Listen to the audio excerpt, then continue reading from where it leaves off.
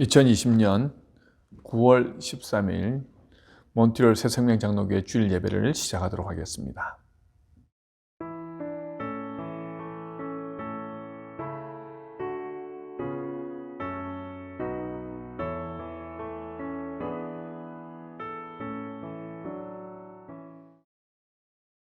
나의 힘이신 여호와여, 내가 주를 사랑하나이다. 여호와는 나의 반석이시요 나의 요새시요 나를 건지시는 이시요 나의 하나님이시요 내가 그 안에 피할 나의 바위시요 나의 방패시요 나의 구원의 뿌리시요 나의 산성이시로다. 내가 찬송받으실 여호와께 아뢰리니 내 원수들에게서 구원을 얻으리로다. 아멘. 오늘도 살아계셔서 역사하시는 하나님 아버지, 주님의 사는 은혜에 참으로 감사드립니다. 오늘 이 시간 각 가정에서 온라인으로 하나님 앞에 머리 숙여 예배드리는 이 예배를 주님 받아주시옵소서. 예배를 통해 우리의 찢긴 영혼이 치유되고 깨어진 마음이 회복되게 하옵소서. 하나님의 이름을 부를 때마다 하나님의 귀한 뜻을 깨닫게 하시고 세상을 향해 하나님의 뜻을 전하는 삶 살게 하옵소서. 오늘도 드려지는 모든 순서 가운데 주님 홀로 영광 받으옵소서. 감사와 영광 올려드리오며 예수님의 거룩하신 이름으로 기도드리옵나이다. 아멘. 찬송가 14장 함께 찬양하시겠습니다.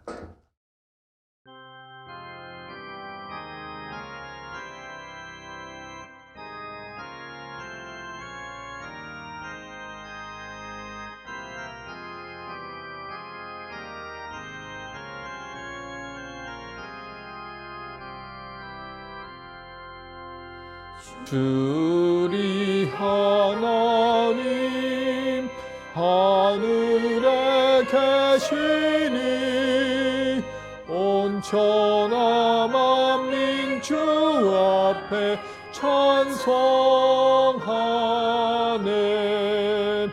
이천지 만물도 주 앞에 엎드려 거룩하신 이름을 늘 높이네. 주 언약하신 것 끝까지 계시니 저 하늘 나라 향하여 곧 가리라. 주 얼굴 배울 때 내 마음이 기쁘고 영원히 주의 이름을 찬양하네.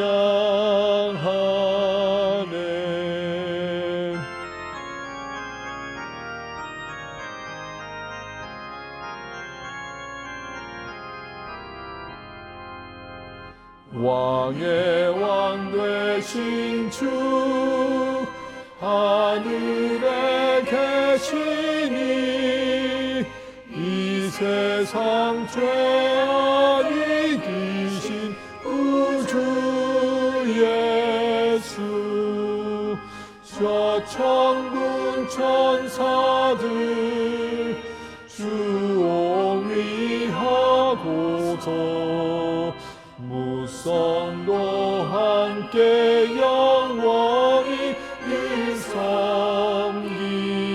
섬기네. 성삼위일체께 승리한 무리들 다 기쁜 소리 높여서 감사드려. 창조주 하나님 내 주님 되시니 주 앞에 나도 엎드려 경배하네.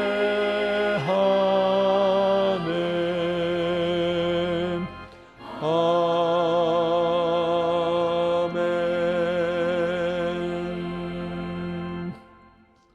이 시간 우리 지난 한 주의 삶을 돌이켜 보시면서 하나님 앞에 나가기 전에 우리의 죄악들을 고백하는 시간 갖도록 하겠습니다. 다 같이 기도하겠습니다.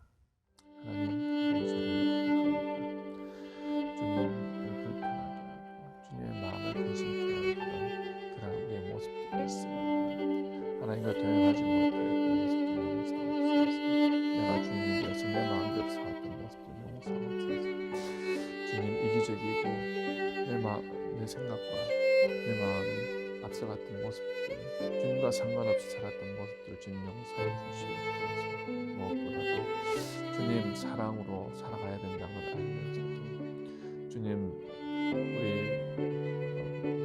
모든 분들 앞에 주님 사랑보다는 시기와 질투와 또 비판하고 정죄하고 하나님의 모습들이 있었습니다. 주님 용서해 주시옵소서. 하나님, 우리에게 주어진 귀한 시간을 함께 보냈습니다. 용서해 주시옵소서. 하나님, 이 세대 악한 영들이 우리를 넘어뜨릴 때마다 주님, 우리도 거기에 편성하 있는 것 같은 모습들이 있습니다. 용서해 주시옵소서.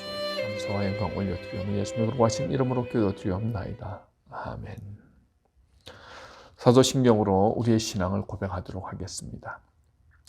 전능하사 천지를 만드신 하나님 아버지를 내가 믿사오며 그 외아들 우리 주 예수 그리스도를 믿사오니 이는 성령으로 잉태하사 동정녀 마리아에게 나시고 본디오 빌라도에게 고난을 받으사 십자가에 못 박혀 죽으시고 장사한 지 사흘 만에 죽은 자 가운데서 다시 살아나시며 하늘에 오르사 전능하신 하나님 우편에 앉아 계시다가 저리로서 산 자와 죽은 자를 심판하러 오시리라.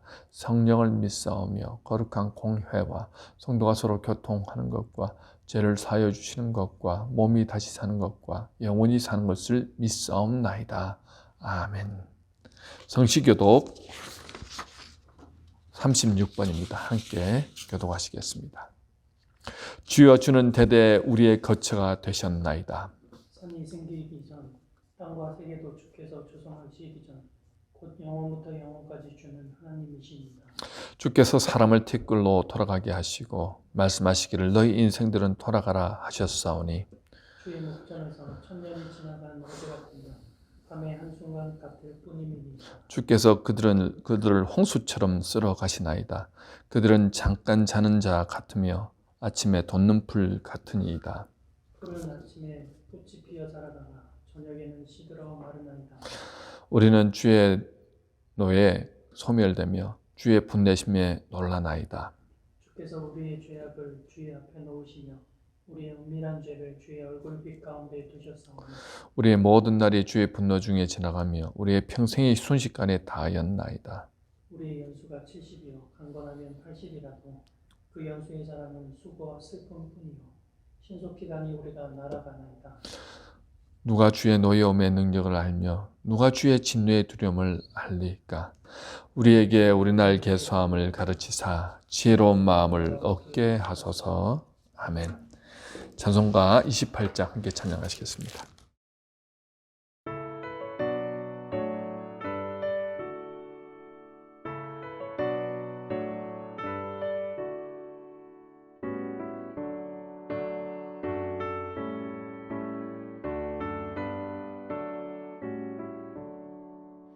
복의 근원 강림하사 찬송하게 하소서. 한량없이 자비하신 측량할 길 없도다. 천사들의 찬송가를 내게 가르치소서. 구속하신 그 사랑을 항상 찬송합니다. 주의 크신 도움받아 이때까지 왔으니 이와 같이 천국에도 이르기를 바라네. 하나님의 품을 떠나 죄에 빠진 우리를 예수 구원하시려고 보혈 흘려 주셨네.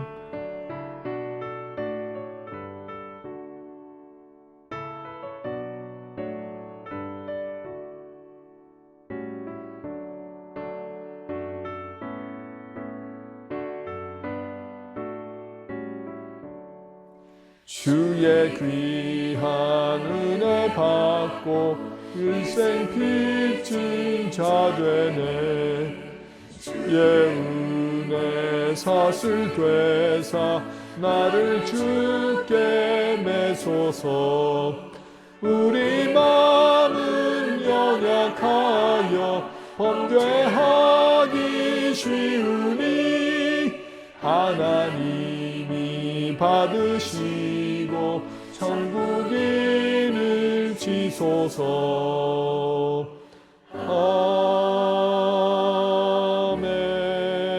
아멘. 저희들을 대표해서 박창성 목사님 기도 인도해 주시겠습니다. 다 같이 기도하겠습니다. 하나님, 영원히 죽을 수밖에 없던 우리의 영혼을 하나님 아버지 안에서 살리시고 귀한 아들을 내어주심으로 말미암아 우리가 살아났습니다. 하나님, 그러하기에 우리의 인생을 더 감사히 여기며 하나님을 위해서 사는 자들이 우리가 될 수 있도록 주님 함께하여 주시옵소서. 그럼에도 불구하고 하나님, 우리의 인생을 우리 마음대로 우리의 시간, 재물, 재능, 가지고 있는 모든 것들을 나 자신을 위해서 썼음을 다시 한번 고백합니다. 하나님, 이 시간 온전히 하나님께 엎드리오니 우리를 불쌍히 여겨 주시옵시고 하나님, 하나님께로 나아갈 때 더할 수 없는 은혜와 능력이 우리들 가운데 더욱 임하게 하여 주시옵소서. 하나님, 하나님께 온전히 예배드리며 나아가고자 합니다. 온라인으로 예배드리지만 우리의 마음과 뜻과 정성을 다하여 하나님 아버지 앞에 드리는 이 예배가 하나님이 기뻐 받으시는 그런 예배가 될 수 있도록 주님 함께하여 주시옵소서. 또한 하나님, 다음 주부터는 이제 현장 예배가 드려지게 됩니다.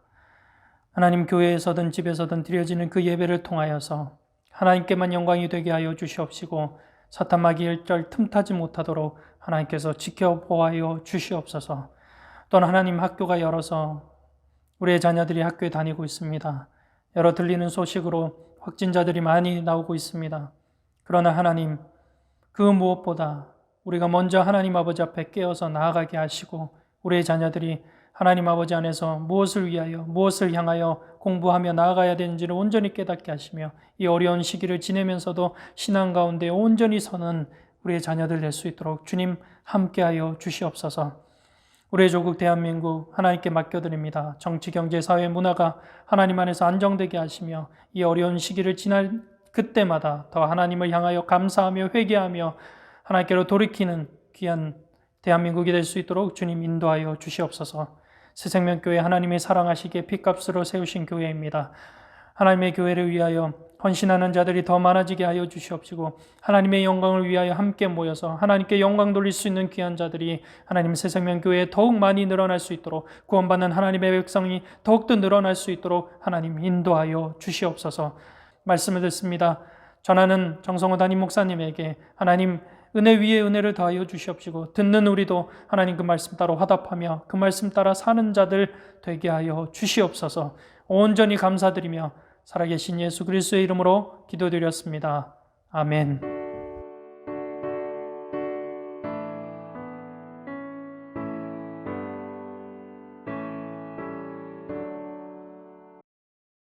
오늘 하나님의 말씀은 요한계시록 3장 7절에서 13절입니다. 정기병 권사님 봉독해 주시겠습니다. 빌라델비아 교회의 사자에게 편지하라. 거룩하고 진실하사 다윗의 열쇠를 가지시니 곧 열면 닫을 사람이 없고 닫으면 열 사람이 없는 그가 이르시되 볼지어다 내가 내 앞에 열린 문을 두었으되 능히 닫을 사람이 없으리라. 내가 네 행위를 아노니 네가 작은 능력을 가지고서도 내 말을 지키며 내 이름을 배반하지 아니하였도다.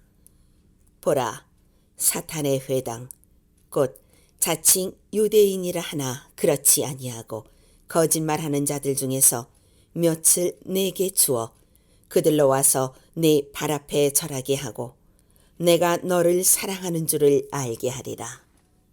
네가 나의 인내의 말씀을 지켰은즉 내가 또한 너를 지켜 시험의 때를 면하게 하리니 이는 장차 온 세상에 임하여 땅에 거하는 자들을 시험할 때라. 내가 속히 오리니 네가 가진 것을 굳게 잡아 아무도 내 면류관을 빼앗지 못하게 하라. 이기는 자는 내 하나님 성전의 기둥이 되게 하리니 그가 결코 다시 나가지 아니하리라. 내가 하나님의 이름과 하나님의 성, 곧 하늘에서 내 하나님께로부터 내려오는 새 예루살렘의 이름과 나의 새 이름을 그의 위에 기록하리라. 귀 있는 자는 성령이 교회들에게 하시는 말씀을 들을지어다. 오늘 특별 찬송은 최인아 집사님 득송해 주시겠습니다.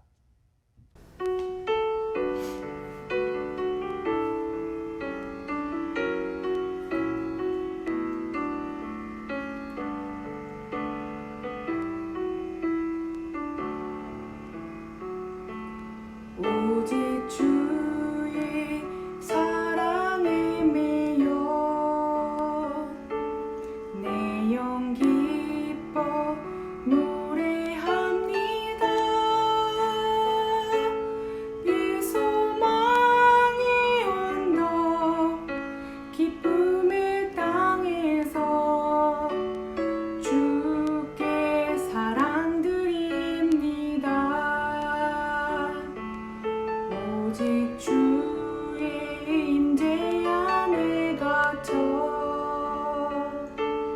내 영 기뻐 찬양합니다. 이 소명의 언덕 거룩한 땅에서 주께 경배드립니다. 주께서 주신 모든 은혜 나는 말할 수 없네. 내 영혼 즐거이 주 따르렵니다. 주께 내 삶 드립니다. 오직 주의 사랑에 매여 내 영 기뻐 노래합니다. 이 소망의 언덕 기쁨의 땅에서 주께 사랑 드립니다. 오직 주의 임재 안에 갇혀 내 영 기뻐 찬양합니다.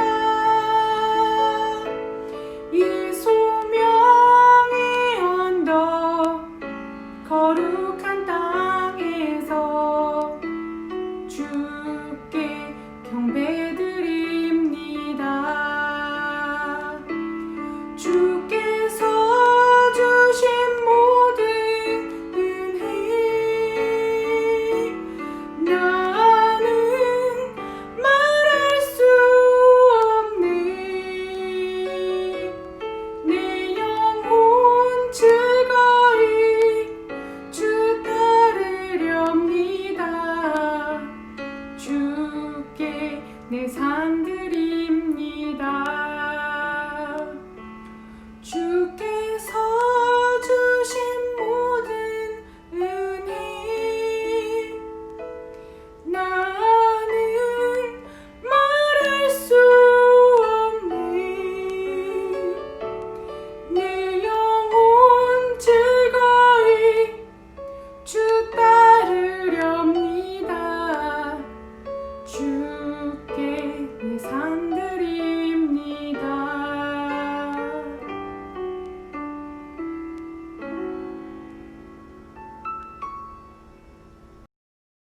오늘은 주님의 사랑을 받는 교회라는 제목으로 말씀을 전하도록 하겠습니다. 주님의 은총과 평화가 예배드리시는 모든 분들 가운데 임하시기를 소망합니다. 오늘은 지난주에 이어서 요한계시록의 말씀으로 하나님의 은혜를 나누기를 원합니다. 요한계시록은 사도 요한이 예수 그리스도로부터 받은 계시를 기록한 책입니다. 계시록 2장과 3장에 보면 소아시아 7교회에 대한 계시가 나오는데 어떤 교회는 칭찬과 책망을 동시에 받았는가 하면 어떤 교회는 책망만 받았고 또 어떤 교회는 칭찬만 받았는데 서머나 교회와 오늘 본문에 나오는 빌라델비아 교회가 주님으로부터 칭찬을 받았습니다. 오늘 본문에 나오는 빌라델비아 교회가 도대체 어떤 교회였기에 예수님이 그렇게도 칭찬하셨는지 살펴보도록 하겠습니다. 먼저 빌라델비아는 사대에서 동남쪽으로 40km 지점에 위치한 소도시입니다. 오늘날 터키의 알라세히르가 바로 빌라델비아입니다.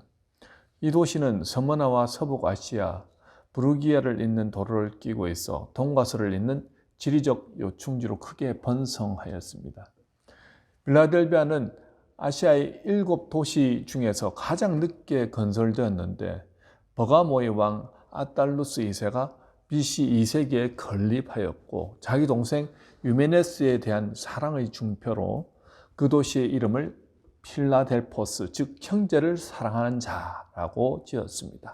이 도시는 직물과 피역산업이 번성하였으며 동시에 동북쪽에 큰 포도 재배 단지가 있어 포도주도 이 도시의 주요 산물 중 하나였습니다. 그런 영향으로 이 도시는 술의 신 또는 식문의 신으로 불리는 디오니수스를 주신으로 숭배하였습니다.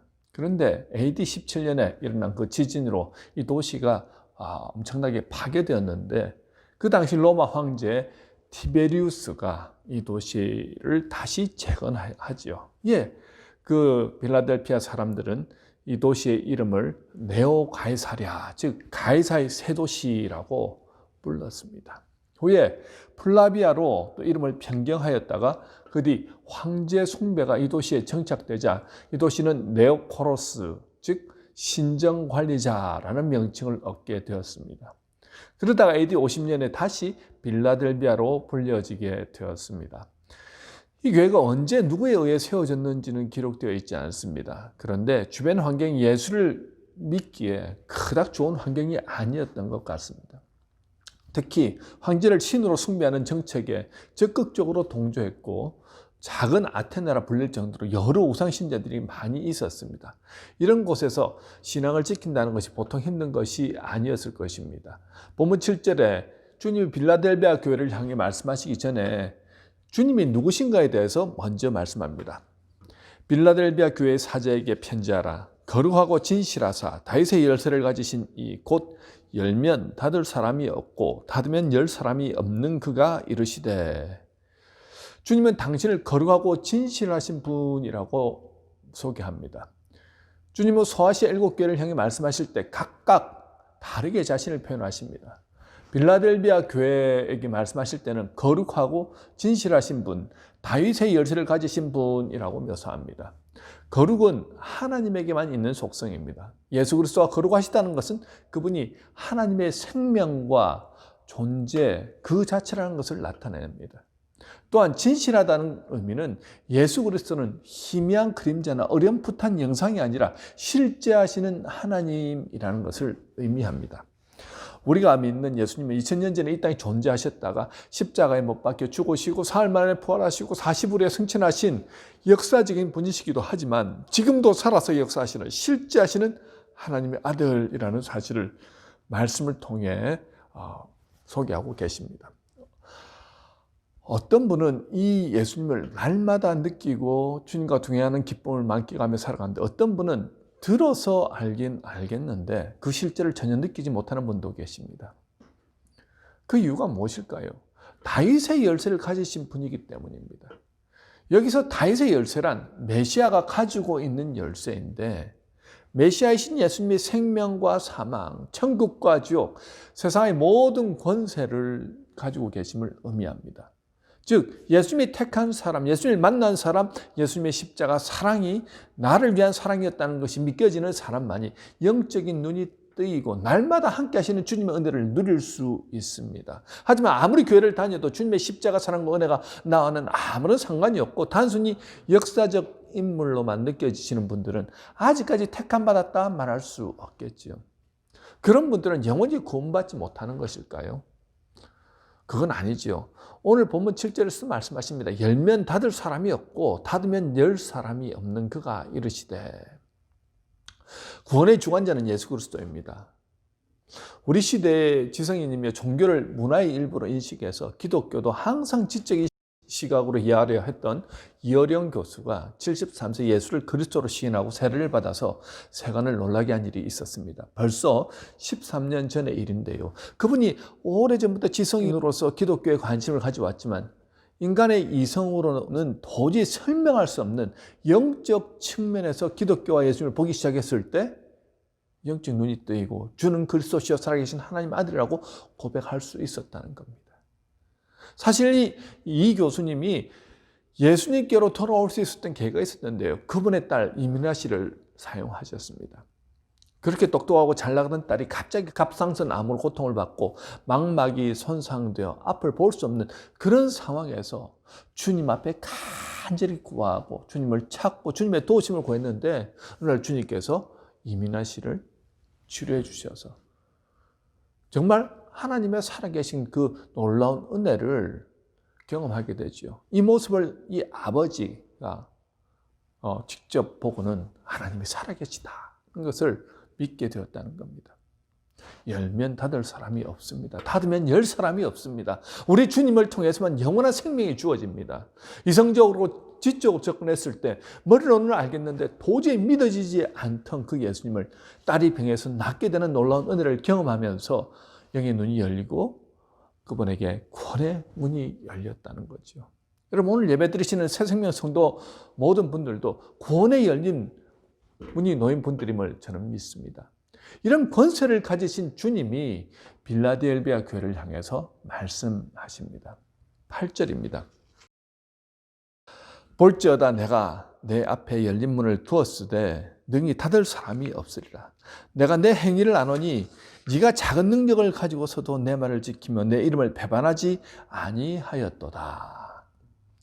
주님이 빌라델비아 교회 앞에 열린 문을 두었다고 말씀하시는데 그 이유가 바로 네가 작은 능력을 가지고서도 내 말을 지키며 내 이름을 배반하지 아니하였다는 겁니다.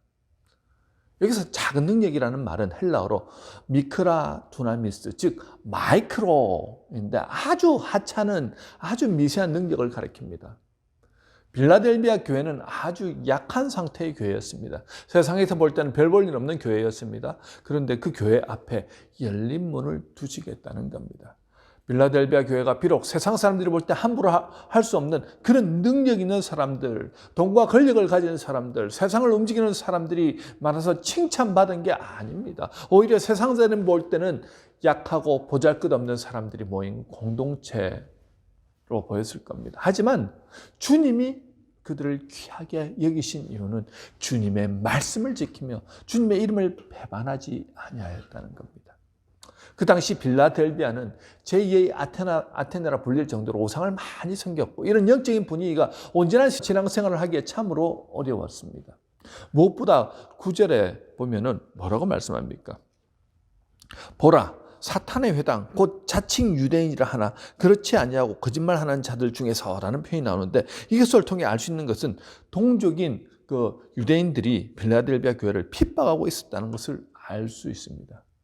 라오디게아 교회나 4대 교회처럼 재정적으로 든든해서 먹고 사는 것이 별로 걱정 없는 그런 교회도 아니었던 것 같습니다. 모든 것이 열악한 상황 가운데서 오직 주의 말씀을 붙들고 지키기 위해 열심히 그 길을 달려갔습니다. 10절에서도 내가 나의 인내의 말씀을 지켰은즉이라고 말씀합니다. 고난과 환난과 핍박 속에서도 자기 십자가를 지고 끝까지 주님이 가셨던 그 길을 따라가는 것을 의미합니다. 여러분 빌라델비아 교인들은요 예수님의 말씀을 지키려다 고난을 당했습니다. 믿음 지키려다 그 사회에서 왕따를 당하고 동족들에게조차 배척을 받았고 그 당시 협동조합을 통해서 일을 하고 재정적인 충당을 해야 했는데 그곳에서도 가입할 수 없었습니다. 말씀 지키려다가 나 혼자 당하는 고난이 아니라 가족 전체가 어려움을 당하게 되었다는 거죠. 과연 이 짧은 인생을 살면서 그렇게까지 하면서 말씀을 지키려 한 이유가 무엇일까요? 주님의 말씀, 주님의 이름이 세상 그 무엇보다 중요했기 때문입니다. 무엇을 먹을까, 무엇을 마실까, 무엇을 입을까 보다 더 중요한 것이 주님의 말씀이고 그대로 지키며 살다가 고난과 고통을 당해도 괜찮다는 겁니다. 여러분, 이 땅에서의 삶의 전부라면 그것을 위해 목숨을 걸어야 할 것입니다. 하지만 이 땅에서의 삶은 영생을 준비하는 과정이라는 것을 빌라델비아 교회들은 너무나 잘 알고 있었습니다. 차별을 받아도, 배고픔을 당해도, 여러 가지 고난을 당해도 괜찮다는 겁니다. 끝까지 주님의 말씀을 지키며 믿음으로 걸어가겠다는 겁니다. 마크 데모 목사님의 건강한 교회의 9가지 특징이라는 책에 보면 건강한 교회의 첫 번째 특징은 하나님의 말씀을 듣고 그 말씀을 지키며 말씀 따라 사는 교회였습니다. 그 책에 의하면 건강한 교회는 하나님의 말씀을 지속적으로 듣고 하나님의 말씀으로 새로워지고 다듬어지며 깨끗해지고 거룩해지는 그리스도인 한 사람 한 사람으로 이루어진 교회다. 하나님은 당신의 말씀을 통해 우리를 깨끗게 하시고 새롭게 하시며 변화시키셔서 우리를 당신과 더욱 닮게 하신다고 말씀합니다. 여러분, 말씀의 씨앗이 뿌려졌는데 길가밭, 돌짝밭, 가시밭에 떨어진 씨앗들은 결실을 맺지 못하죠. 하지만 좋은 땅에 떨어진 씨앗들은 인내함으로 말씀을 지켜 30배, 60배, 100배의 결실을 맺습니다. 빌라델비아 교인들은요, 말씀을 듣는 것으로 만족하지 않았습니다. 들은 그 말씀을 마음에 두고 지켜 행하였다는 것입니다. 그 말씀대로 순종하며 사는 것이 중요합니다. 한국 교회가 점점 힘을 잃어가고 세상 사람들의 조롱거리가 되는 이유가 무엇일까요? 말씀을 듣기는 듣는데 말씀대로 살지 않는 크리스천들이 너무 많기 때문 아닐까요? 1970년대, 1980년대 한국 교회는 엄청난 부흥을 경험했습니다. 그때 많은 사람들이 교회로 몰려왔습니다. 그 당시 신학생들이 교회를 개척하기만 해도 사람들이 몰려오고 교회가 그냥 간판만 걸어도 그냥 부흥하는 시기였습니다. 그랬던 한국 교회가 지금은 영적인 힘과 동력을 잃어버렸습니다. 왜 그럴까요? 광복과 6.25 전쟁을 겪으면서 그 당시 한국은 세계에서 가장 가난한 나라였습니다. 정말 1970년대 후반까지 보릿고기라는 말이 유행하였습니다. 먹고 사는 것이 힘든 시기에 의지할 곳은 오직 하나님밖에 없었습니다. 주님의 도우심이 아니고는 이 험난한 세상을 이길 수 없습니다. 그 당시 병원 시설도 열악해서 각종 질병으로 고통받는 사람들이 기도원이나 교회에서 말씀 듣다가 기도하다가 치유받는 놀라운 역사들을 경험하였습니다. 그 간절함이 교회 부흥을 이끌었습니다. 그런데 1988년 서울올림픽을 기점으로 갑자기 경제가 발전하고 한강의 기적을 경험하고 2000년대가 넘으면서 먹고 살 걱정보다 무엇을 먹고 무엇을 입고 무엇을 타고 어떤 좋은 곳에서 살 것인가에 관심이 기울어지면서 점점 세상과 벗하며 살아가는 크리스찬들이 많아졌다는 것입니다. 말씀이 삶으로 연결되지 않습니다. 머릿속에만 머물고 가슴과 마음으로 내려와서 행동으로 드러나지 않습니다. 정말 모든 것이 결핍되었을 때는 오직 주님 없이는 살 수 없다고 말씀 붙들고 살던 분들이 먹고 살 걱정이 없어지니까 굳이 주님 아니라도 살 수 있을 것 같습니다. 말씀대로 살려니까 불편한 점이 너무 많아집니다. 믿음을 지키려고 기꺼이 고통을 감내하지 않습니다. 가장 대표적으로 드러난 부분이 어떤 부분입니까? 요새는 자녀의 진학 문제 아니겠습니까? 교회를 오래 다닌 분들 중에서도 자녀가 고등학교 한 3학년쯤 되니까 주일날 교회 안 나가도 된다. 일단 대학 합격하고 다시 다녀도 된다. 이 험한 경쟁사회에서 살아남으려면 교회 나가 예배드리는 그 시간을 아껴서 학원에 가서 한 자리라도 공부하라는 거죠. 자, 어떤 면에서는 참 합리적인 생각 같지 않습니까? 그런데 그 모습 속에는 하나님이 보이지 않습니다. 직장 다니신 분들은 어떻습니까? 직장의 분위기를 해칠까 봐 회식을 가서 술잔을 받기 시작하고 말씀을 지키기보다 세상에 휩쓸려 살다 보니 영적 능력도 힘도 잃어버립니다. 또한 사업하시는 분들은 어떻습니까? 사업체의 규모가 커지고 월급이 많아지니까 11조 내는 게 부담이 됩니다. 여러분, 만약 여러분이 출애굽한 이스라엘 백성이라고 생각해 보십시오. 농사도 목축도 못 하나 보장된 것이 없는 그 땅에서 자기 땅 하나 없어서 방랑하며 40년을 살아간다고 생각해 보십시오. 그런데 어느 날부터 아침마다 만나와 메추라기가 공급됩니다. 그 광야의 땅에서 200만 명이 넘는 사람들이 그것을 먹고 40년을 살 수 있었습니다.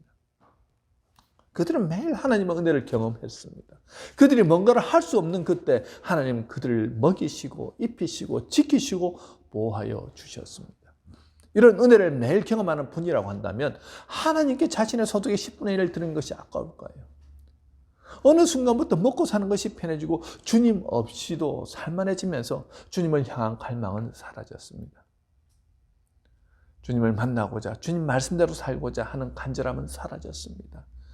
자, 이런 삶을 살아가는 교인들을 우리 주님도 아신다는 거예요. 8절에서 내가 내 행위를 아노니라고 말씀합니다. 여러분, 우리가 어떤 삶을 살아가고 있는가? 주님은 너무나도 잘 보고 잘 알고 계십니다. 빌라델비아 교인들은 세상 사람들이 보기에는 연약하고 보잘것없는 사람들이었습니다.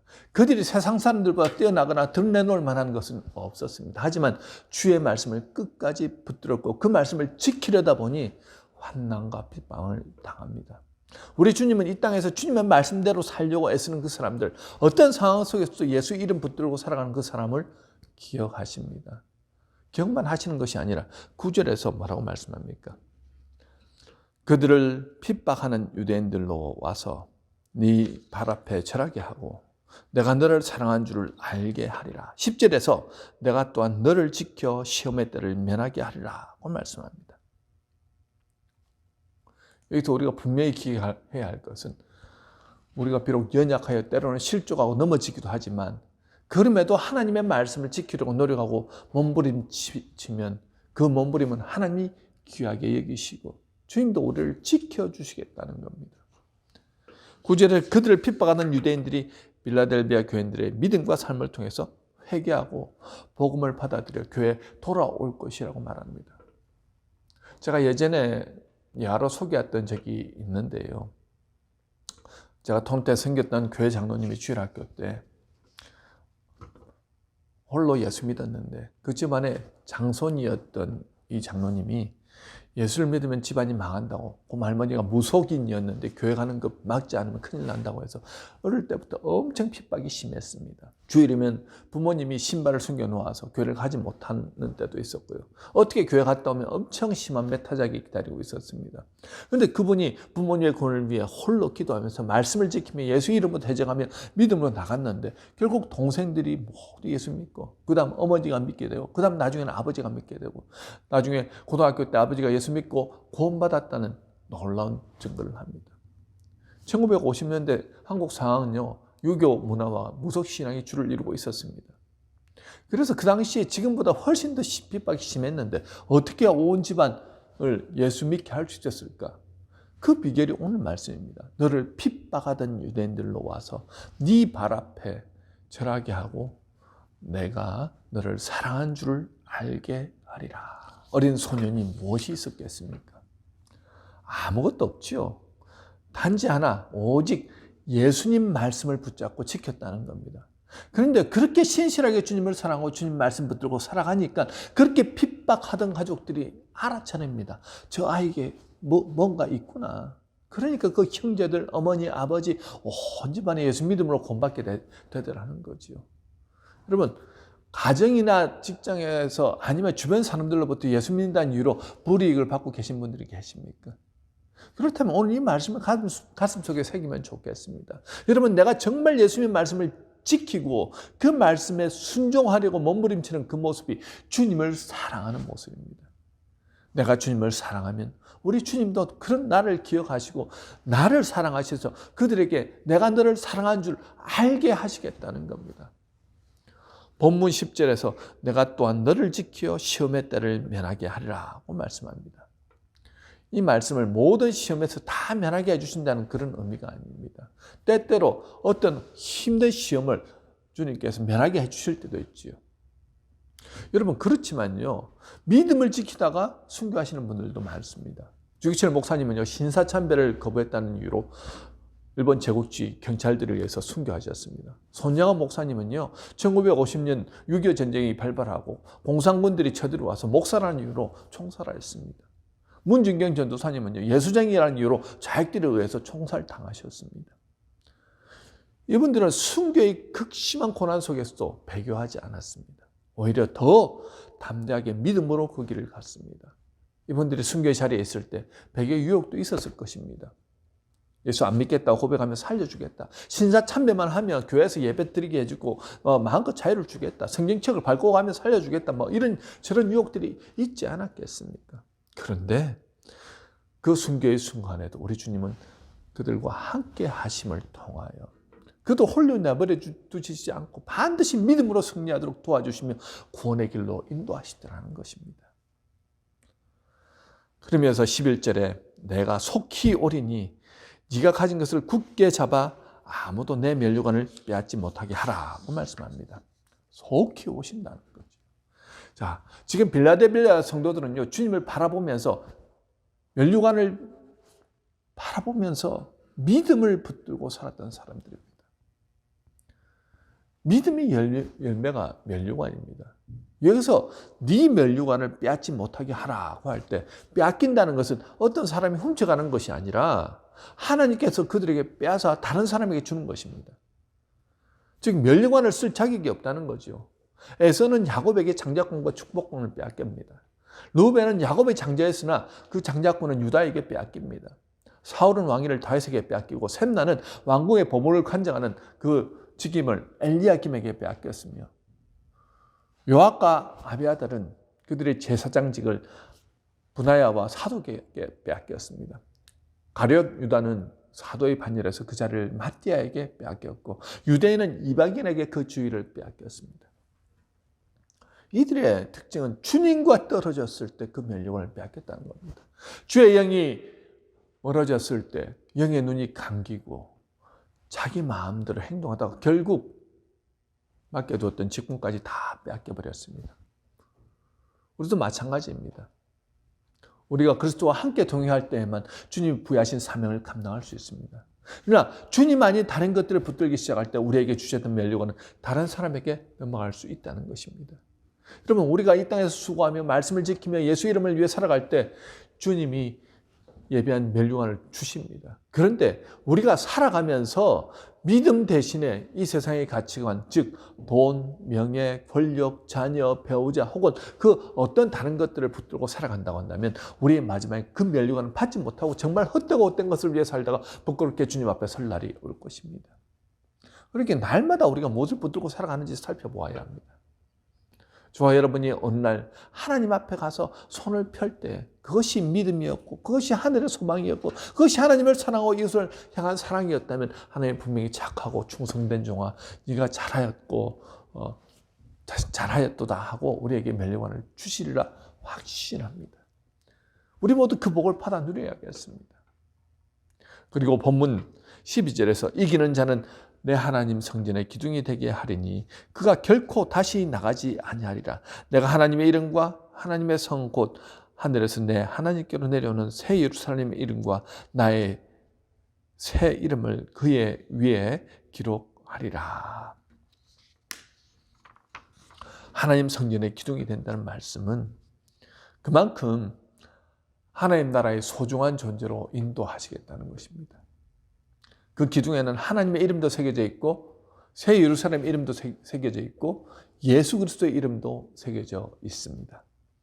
사람들이 나를 어떻게 평가하든지 하나님은 나를 그 존귀한 하나님 나라의 기둥 같은 존재로 만드시겠다는 것입니다. 그러니 우리가 초라해질 수 있겠습니까? 그리고 하나님 성전의 기준이 된다는 것은 안전함을 의미하기도 합니다. 내가 하나님을 신뢰하고 붙잡으면 하나님은 우리를 든든한 기둥같이 지켜주시겠다는 것입니다. 그 약속의 말씀이 있었기에 빌라델비아 교회 성도들은 그 핍박 속에서도 믿음을 지켜낼 수 있었습니다. 코로나19로 대면 예배를 드릴 수 없고 자주 만날 수 없고 홀로 믿음을 지켜가야 하는 이 상황 가운데서 빌라델비아 교인들은 아주 작은 능력, 즉 세상의 가치관을 따라가는 것이 아니라 하나님의 말씀을 지키려고 모든 이도 애쓰고 노력하는 그 모습으로 믿음을 지키며 나아갔습니다. 우리 주님은요, 그 모습을 귀하게 여기시고 환난의 때를 면하게 하시며 예비하신 면류관을 씌워주시고 하나님 나라의 기둥으로 세워주시고 그 기둥에 하나님의 이름도 새 예루살렘의 이름도 예수 그리스도의 이름도 새겨주셔서 너는 내 거야 하면서 도장을 꽝 찍어주시겠다고 말씀하십니다. 우리가 내세울 것 없어도 괜찮습니다. 우리가 작은 능력을 가지고서도 주의 말씀을 지키며 주의 이름을 의지하며 나아가면 본문 8절의 말씀처럼 우리 주님이 우리 앞에 열린 문을 두십니다. 이 열린 문은 천국의 문입니다. 이 열린 문은 하나님의 지혜와 능력과 필요한 모든 것을 공급하시는 문입니다. 모세가 80의 노고를 이끌고 홍해를 건널 때 그에게 보잘것없는 지팡이 하나밖에 없었습니다. 그런데요, 그 지팡이로 홍해를 가리키니까 홍해가 갈라집니다. 그 지팡이로 바위를 치니까 물이 흘러나옵니다. 가진 것 없고 능력 없었지만 모세에게는 함께 하시는 하나님이 있었습니다. 모세가 가는 곳에서는 하나님이 함께 하셨습니다. 하나님이 함께 하시니까 모세가 위대한 일을 이룹니다. 모세의 특징은 철저하게 하나님 말씀을 지키며 말씀에 순종하는 사람이었습니다. 여러분, 우리도 마찬가지입니다. 하나님 앞에서 말씀을 지키며 믿음으로 주의 이름을 전하는 삶을 살 때 우리에게도 이 열린 문을 앞에 두시고 하나님의 은혜와 능력을 경험할 수 있습니다. 여러분, 앞으로 펼쳐질 미래가 기대되지 않으십니까? 저와 여러분, 그런 축복을 받아 누리도록 부름받은 사람들입니다. 많은 일을 해야 세상에 이름 남길 만한 위대한 일을 해야 하나님이 알아주시는 것이 아닙니다. 내가 가진 달란트는 보잘것없지만 정말 주님을 사랑하고 주님의 말씀을 생명처럼 붙들고 그 말씀에 순종하여 지키며 따라갈 때 빌라델비아 교회를 향한 이 약속의 말씀이 저와 여러분들 안에 이루어질 것입니다. 저는 우리 새생명 성도님들 그리고 유튜브로 이 예배를 들으시는 모든 분들이 그런 축복을 받아 누리시기를 주님의 이름으로 축원합니다. 다 같이 기도하겠습니다. 하나님, 오늘도 저에게 하나님 나라의 비밀을 알게 하시니 참으로 감사합니다. 빌라델비아 교회의 그 작은 능력으로 말미암아 하나님을 의지하며 살았던 그 믿음의 모습이 우리 시대에도 회복되어 흘러넘치도록 인도하여 주시옵소서. 감사와 영광을 올려드리며 예수님의 거룩하신 이름으로 기도드리옵나이다. 아멘. 봉헌 찬송 310장 함께 찬양하겠습니다.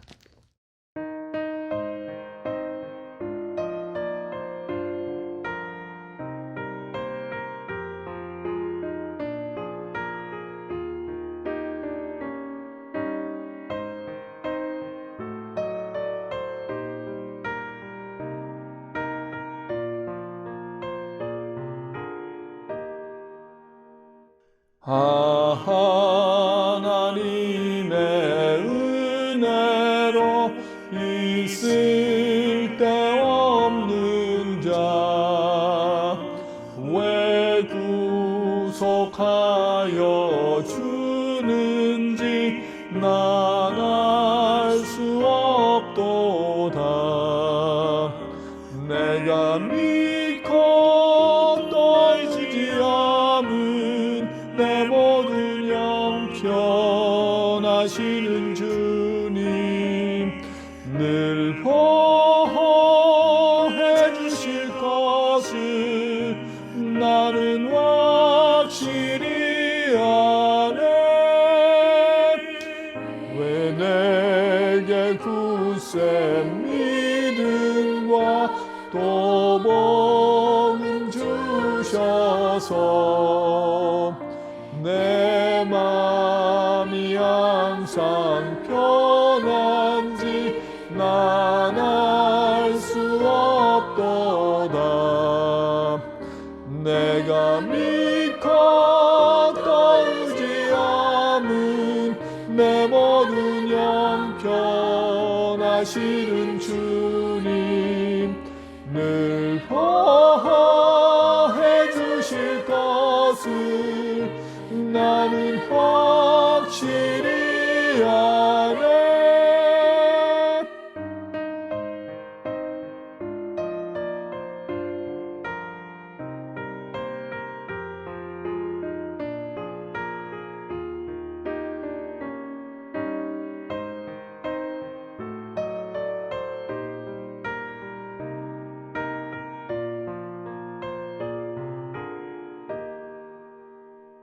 왜 내게 성령 주셔서 내 마음 감동해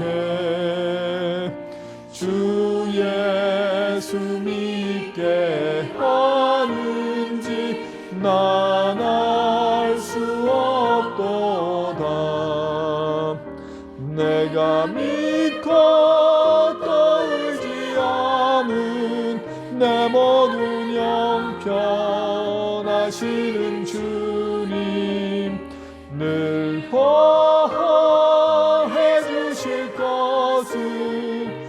나는 확실히 아네. 주 언제 강림하실지 혹밤에 혹낮에 또 주님 만날 그것도 난 알 수 없도다. 믿고 또 의지함은 내 모든 양편하시는 주님 늘 보호해 주실 것을 나는 확실히 아네.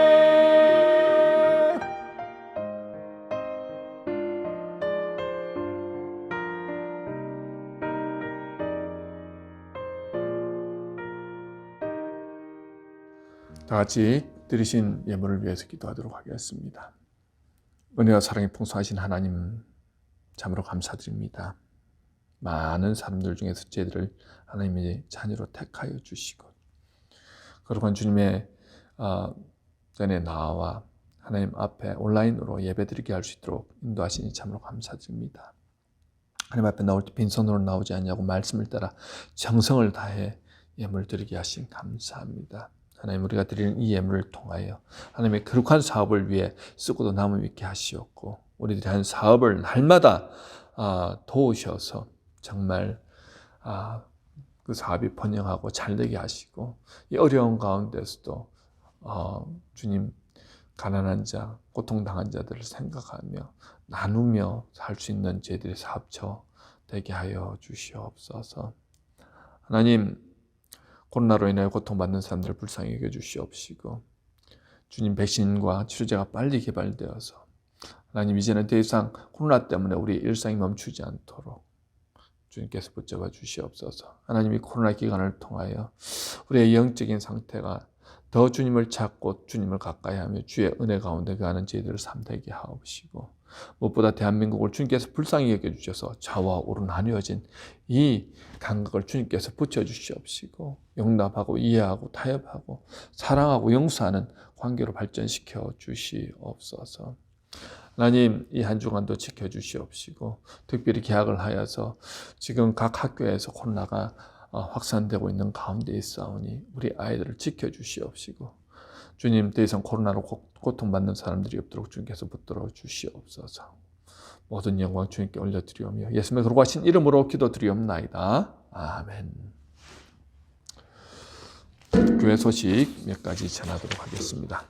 다음 주부터 현장 예배가 있습니다. 현장 예배는 일부 예배가 12시 10분부터 있습니다. 일부 예배는 우리 교사 선생님, 아동부, 그리고 중고등부, 영아부 교사 선생님들을 위한 예배입니다.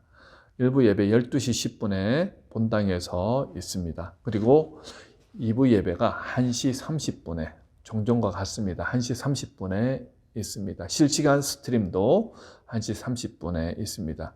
미리 오셔서 자리를 잡아주시고 우리 안내위원들이 인도하시는 대로 앉아주시길 바랍니다. 왜냐하면 자리 숫자에 제한이 있기 때문에 내가 앉고 싶은 자리가 아니고 안내위원들이 인도하시는 대로 여러분들이 앉아주시면, 협조해 주시면 감사하겠습니다. 북클럽을 모집합니다. 한 16주 정도 우리가 모임을 하였는데요. 참 재미있고 즐거운 모임을 하였습니다. 이제 12에서 13주 정도 두 권의 책을 가지고 우리가 보고 나누는 시간을 가질 건데요. 9월 20일까지 신청해 주시면 우리가 다시 북클럽으로 일주일에 한 번 그렇게 모여서 나누는 시간 갖도록 하겠습니다. 카톡으로 저에게 신청해 주시기 바랍니다. 교동정 강혜인 자매 DTS 훈련을 받고 돌아오자마자 토론토에 또 이제 공부를 위해서 토론토로 이사를 하였습니다. 인사하지 못한 분들은 카톡을 통해서 인사 나누시길 바라고요. 남태경 집사 둘째 딸을 건강하게 출산했습니다. 산모와 또 아이 모두 건강한 상태입니다. 축하해 주시기 바랍니다. 우리 마지막 찬송 함께 하도록 하겠습니다.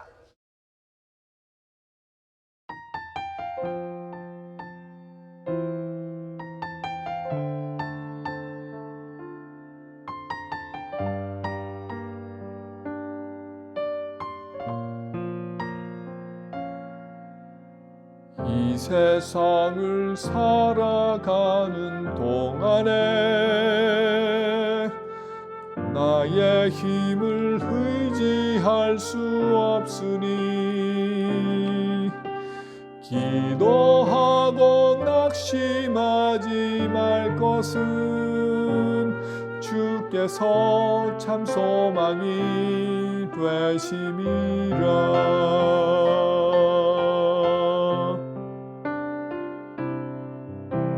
주의 길을 걸어가는 동안에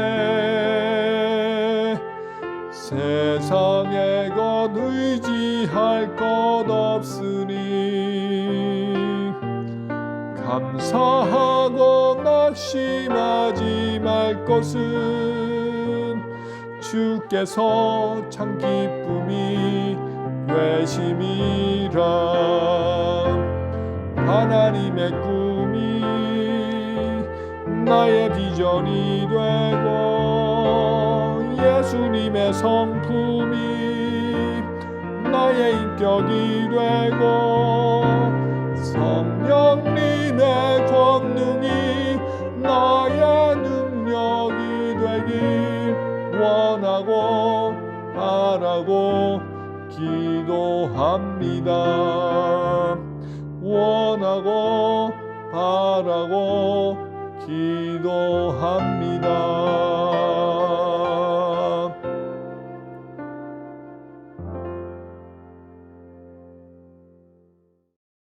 지금은 우리 구주 예수 그리스도의 은혜와 하나님 아버지의 무한하신 사랑하심과 성령님의 감동감화 교통하심이 힘들고 어려운 상황 가운데서도 주님 가르쳐 주신 말씀 붙들고 그것을 지키며 믿음으로 주의 이름을 전하는 삶을 살겠다고 결단하며 나가시는 모든 성도님들 머리 위에 지금으로부터 영원토록 함께 하시기를 간절히 축원하옵나이다. 아멘.